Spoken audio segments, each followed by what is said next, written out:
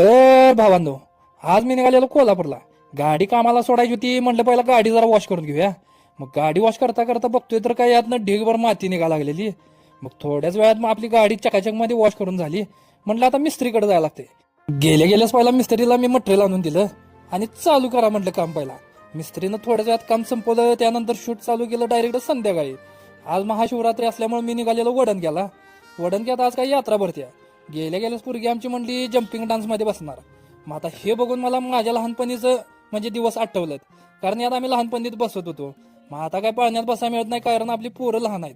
मग थोड्याच वेळात म्हटलं आता एका पाण्यात बसावं लागतंय म्हटलं, कारण ती पण पोरगी आमची मागं लागलेली. लगेच पोरगी म्हटली मी छोटा भीम मध्ये बसणार, म्हणून त्याला बसवलं.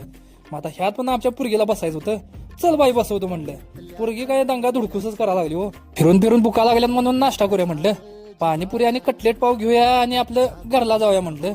तर भावांनो, या व्हिडिओला लाईक करा, शेअर करा आणि अकाउंटला तेवढं फॉलो करून जावा.